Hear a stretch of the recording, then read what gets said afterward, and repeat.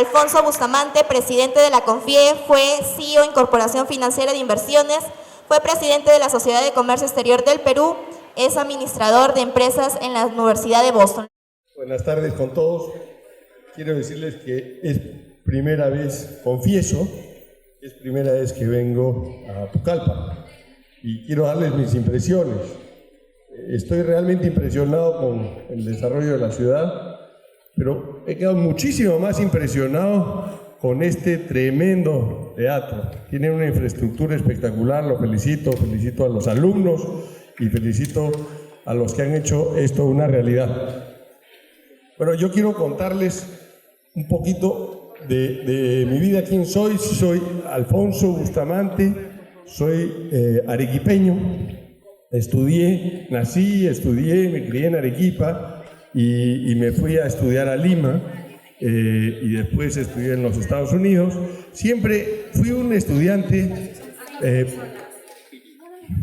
poco dotado, del medio para abajo. Y claro, era un estudiante de medio trabajo no porque era flojo, era un estudiante de la mitad para abajo porque era un chico muy inquieto, lo que ahora le llaman con atención de déficit, una cosa así, déficit de atención. Eso es lo que tenía, pero en mi época eso no se diagnosticaba. Entonces yo prefería estar en la calle, jugando con los amigos, patoneando, siempre inquieto con los deportes, pero malo, flojito en los estudios. Recién me puse las pilas al entrar a la universidad. Ahí comencé a estudiar lo que me apasionaba. Siempre supe que quería ser empresario. Felizmente lo logré, pero comencé a ser empresario como un microempresario. Durante los primeros 8 años de mi vida profesional, mi empresa tenía 3 trabajadores. Encontré que había una oportunidad de vender insumos para, justamente está Carlos acá, para las gaseosas. Había la oportunidad de vender tapas chapitas, ¿no? Entonces a eso me dediqué los primeros 8 años de mi vida profesional a vender chapitas y quiero decirles que ser empresario es un camino duro, es un camino difícil, es un camino donde van a encontrar muchas dificultades. Y muchos se van a desanimar en el camino, porque es más fácil no tener dependientes, es más fácil depender de otros, es más fácil no arriesgar el capital y tu trabajo, pero realmente hay una satisfacción en ser empresario que yo creo que es incomparable, y es incomparable porque, no por el dinero especialmente, porque logras transformar, comienzas a generar una diferencia. De microempresario quizá no notaba que estaba haciendo una diferencia, pero seguramente lo estaba haciendo. Voy a contar una anécdota porque está Carlos acá, si no, no la contaría. Por supuesto que me interesaba venderle a las grandes marcas, Coca-Cola, Inca-Cola, las cerveceras, y tenía que generar confianza, pues un chiquitito ahí para que me compren era muy difícil. Lo logré con 1, 2, tenía que importarlo. Gastaba el 100% de mi capital en cada embarque. Entonces, como decía, era muy duro. Cuando fui agarrando confianza y encontré que estaba esta nueva empresa, Cola Real, que recién estaba en Ayacucho, tenía unas oficinas, hice acordar a Carlos hace unos meses, cerca en la avenida Arequipa, en el centro de Lima, un segundo piso. Entraba ahí pero él me decía, oye, tú estás loco, ¿qué le vas a vender? Imagínate qué tal riesgo. No, fui, les vendí, tenía que darles crédito, no nos conocíamos, pero había oído muy bien de ellos. Y me arriesgué, puse el 100% de mi capital un crédito de corto plazo, de 30 días, y yo estaba acostumbrado a que cuando eran 30 días estas grandes compañías no me pagaban los 30, sino me pagaban los 60, y era muy difícil. Y además lo tenía que corretear. A los 30 días, sin corretear a nadie, me llamaron a decir que mi factura estaba lista, y desarrollamos una relación. Yo no sé si Carlos se acuerda de mí, porque yo era una pulga para esto en esa época, pero pero cumplieron, y eso es lo que ellos también estaban haciendo, ¿no? Estaban desarrollando confianza, y el desarrollar confianza, mira dónde los llegó, lo que acaba de contar Carlos. Una empresa orgullo, una empresa mundial, orgullo peruano. Made in Perú, Made in Ayacucho. Felicitaciones, Carlos. Bueno, yo comencé en mi otra escala, mucho más chico, comencé a desarrollar, también a generar confianza en mucha gente, y se me dio la oportunidad de cambiar de rubro o de aumentar los rubros en los que estaba, pero una cosa totalmente diferente, que quería meterme en el mundo de la electricidad, nada que ver, generación eléctrica, me apasionaba también. Pero claro, ahí se necesitaba otra billetera, otros bolsillos, ¿no? Que obviamente no tenía, a pesar de que en esos 8 años había logrado acumular un capital que me permitió que sea el capital semilla para buscar a otros inversionistas y convencerlos de que apuesten conmigo a invertir en electricidad en nuestra ciudad, en Arequipa. Entonces logré comprometer un capital ya interesante de parte de muchas personas, ¿no? Que confiaban en mí, ¿no? para esto. Y el mundo nos lleva siempre por sitios diferentes, ¿no? Nunca pudimos comprar o hacer las empresas en Arequipa, la burocracia, ¿qué puedo decir? Nunca se dio la oportunidad de lo que queríamos, que era contribuir con nuestra ciudad. Sin embargo, se abrieron oportunidades en otros lados, en Piura, me fui a Piura, ¿no? Y les dije a mis socios, ya no es Arequipa, ahora es Piura. Entonces, bueno, llegamos a Piura, hicimos un tema de transformación impresionante, logramos ambientalmente responsable, para ser que esta era una empresa termoeléctrica. En los pozos petroleros en el Mar del Norte, en el Perú, botaban gas, que era un subproducto, lo venteaban al cielo, y nosotros aprovechamos ese gas y lo metíamos a unas turbinas y comenzamos a generar electricidad, liberando así de millones de toneladas de gas metano, que es lo más terrible para el medio ambiente. Para esto, bueno, poco a poco les puedo decir que hoy día hacemos solamente energías renovables, hemos incursionado en otros negocios.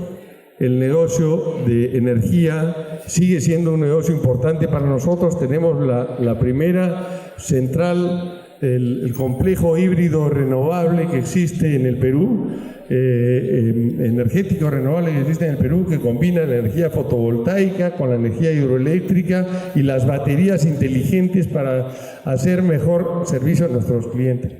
¿Qué más? Y además, en nuestro negocio agrícola somos el principal productor de arándanos orgánicos en el mundo. Tenemos 20.000 trabajadores activos y somos de los principales exportadores en el Perú.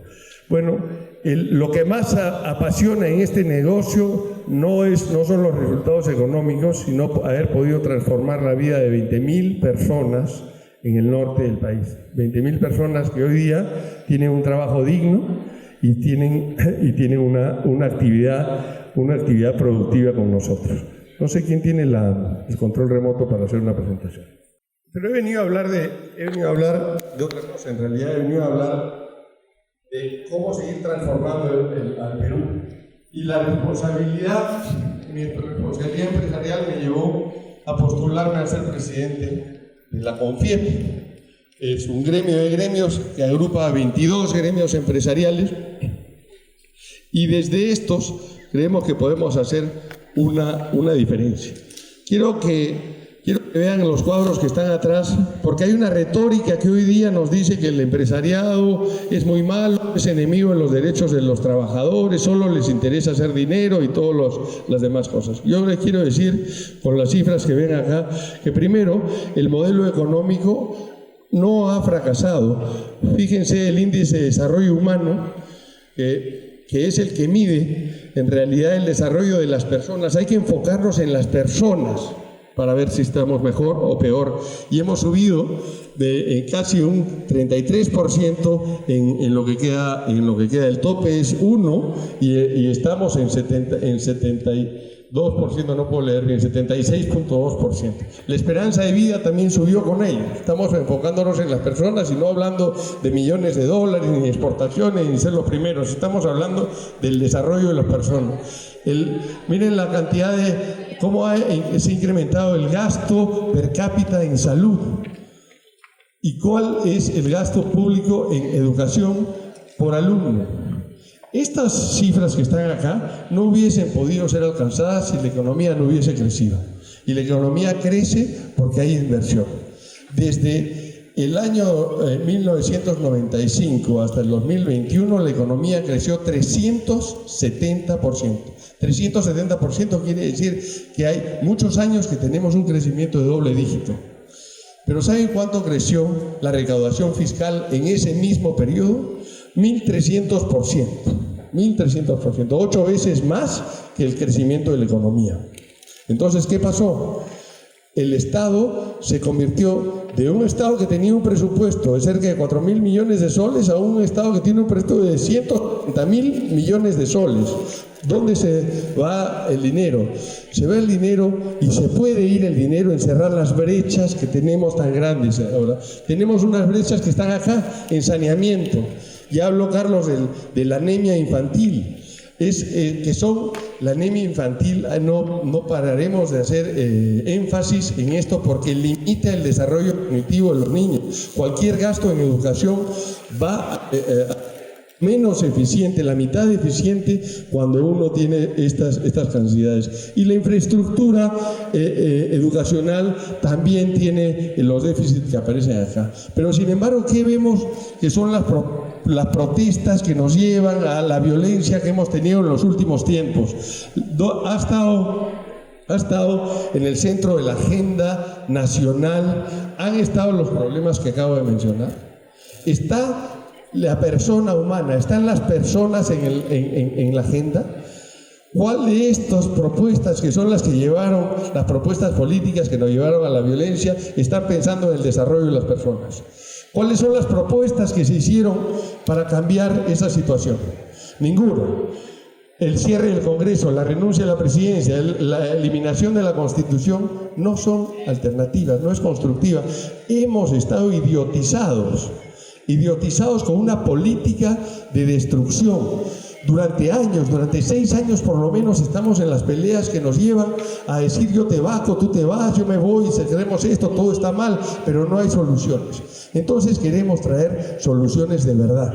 Primero, en poner la agenda en la persona. ¿Qué significa? Cerrar brechas. ¿Qué es lo que ha pasado? ¿Qué es lo que ha pasado con las brechas?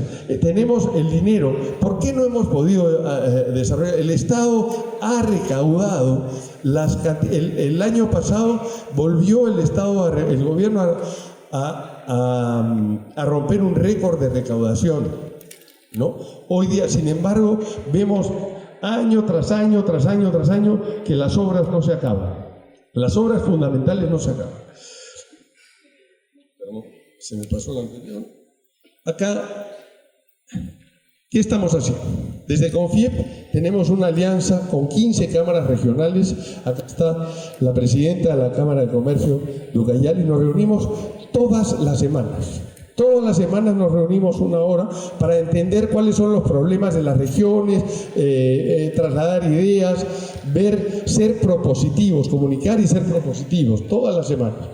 Entonces ya hemos comenzado a sacar proyectos priorizados para las regiones que están ahí, para poder entregarlos a nuestros gobernadores regionales, entregarlos a los gobiernos locales y a las municipalidades, porque es ahí, señores, donde está destinado el presupuesto nacional. El 70% de toda la plata del Perú destinada para inversiones de cierre de brechas, el gobierno central se la trasladó a los gobiernos regionales y a los gobiernos municipales.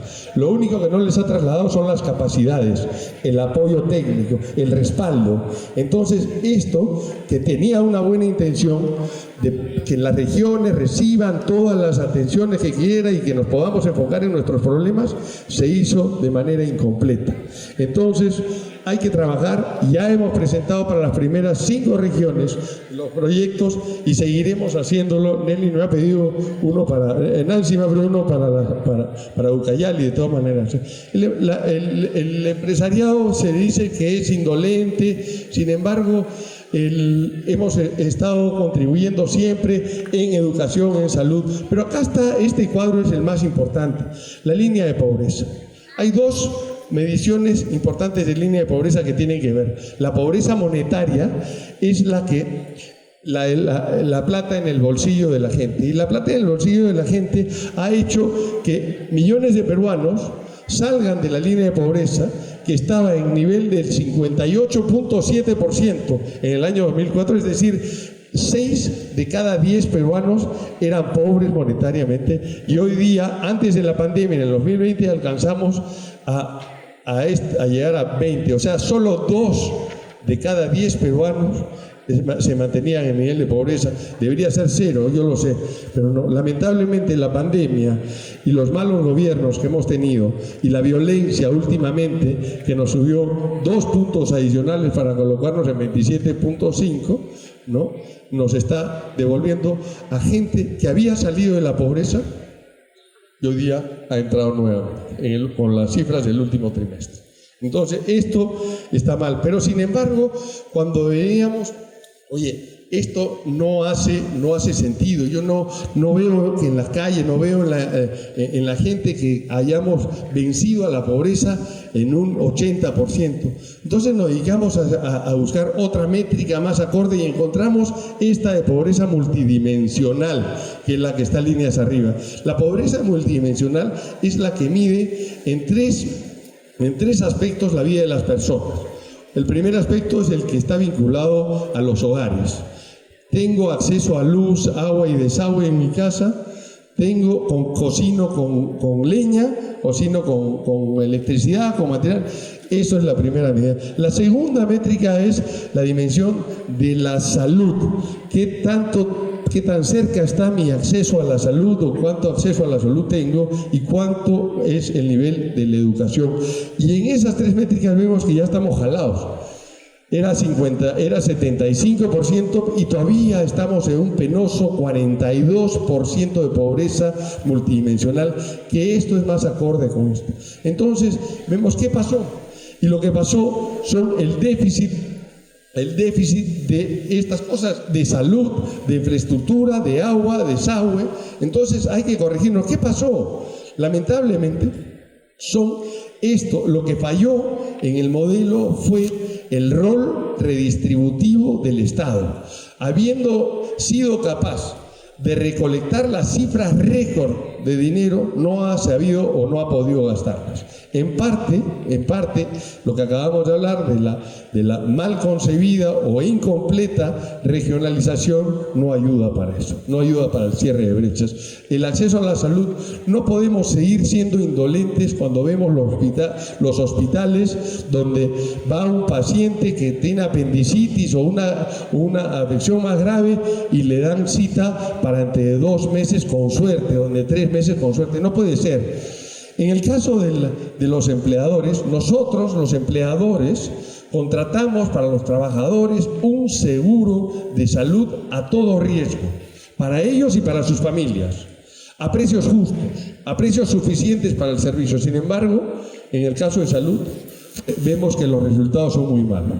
Desde el CONFIEP hemos hecho una propuesta, la hemos llevado al Congreso y está siendo tomada con mucho entusiasmo, felizmente, para generarle gobernanza a la institución, a la salud, que rinda cuentas, ya que no sea el Ministerio de Trabajo que diga quién es el presidente del directorio, un presidente plenipotenciario que no tiene que rendir cuentas, sino que sea elegido entre los miembros del Consejo Directivo y que el Consejo Directivo se haga responsable de todas las acciones de salud. Hay que mejorar nuestro sistema de salud, es una cuestión humana, ya no se trata de cifras, no se trata de nada, se trata de personas. Entonces vamos a insistir con proyectos como ese. Y para eso contamos con estos aliados que están ustedes acá. A cada uno de ellos les hemos pedido que nos ayuden a hacer propuestas en torno a los cierres de brechas. En 2 meses hemos presentado ya 2 2 proyectos de ley, lo estamos encajando. No queremos solamente ser comunicativos, sino queremos ser propositivos y que tener a lo que dice allá, la persona al centro de la agenda nacional. Eso, señores, muchas gracias. Muchas gracias, Alfonso, por compartirnos toda tu trayectoria profesional.